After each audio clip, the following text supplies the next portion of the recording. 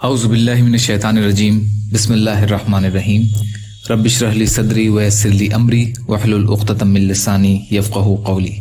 منتخب احادیث اکرام مسلم، مسلمانوں کے حقوق۔ حضرت احوص رضی اللہ تعالی عنہ سے روایت ہے کہ انہوں نے نبی کریم صلی اللہ علیہ وسلم کو ارشاد فرماتے ہوئے سنا، غور سے سنو، عورتوں کے ساتھ اچھا سلوک کیا کرو، اس لیے کہ وہ تمہارے پاس قیدی ہیں، تم ان سے اپنی عصمت اور تمہارے مال کی حفاظت وغیرہ کے علاوہ اور کچھ اختیار نہیں رکھتے ہو۔ ہاں، اگر وہ کسی کھلی بے حیائی کا ارتکاب کریں تو پھر ان کو ان کے بستروں پر تنہا چھوڑ دو، یعنی ان کے ساتھ سونا چھوڑ دو، لیکن گھر ہی میں رہو اور ہلکی مار مارو۔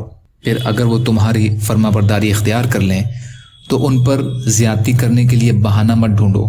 غور سے سنو، تمہارا حق تمہاری بیویوں پر ہے، اسی طرح تمہاری بیویوں کا تم پر حق ہے۔ تمہارا حق ان پر یہ ہے کہ وہ تمہارے بستروں پر کسی ایسے شخص کو نہ آنے دیں جس کا آنا تم کو ناگوار گزرے، اور نہ وہ تمہارے گھروں میں تمہاری اجازت کے بغیر کسی کو آنے دیں۔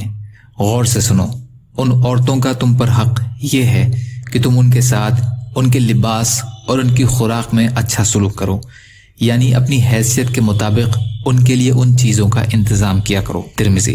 حضرت عبداللہ بن عمر رضی اللہ تعالی عنہ روایت کرتے ہیں کہ رسول اللہ صلی اللہ علیہ وسلم نے ارشاد فرمایا، مزدور کا پسینہ خشک ہونے سے پہلے اس کی مزدوری دے دیا کرو۔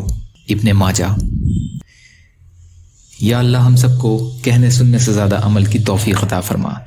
یا اللہ جو مظلوم ہیں ان کی مدد فرما، جو بیمار ہیں انہیں صحت عطا کیجیے، جو قرض میں ہیں ان کے قرضوں کو ادا کرا دیجیے۔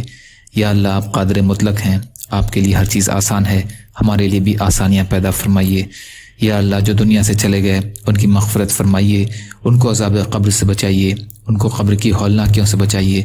یا اللہ ہم سب کو فتنہ دجال سے بچائیے، زندگی اور موت کے فتنوں سے ہماری حفاظت فرمائیے۔ یا اللہ ہماری مغفرت فرما دیجیے برحمتک یا ارحم الراحمین۔ لا الہ الا اللہ محمد رسول اللہ۔ السلام علیکم۔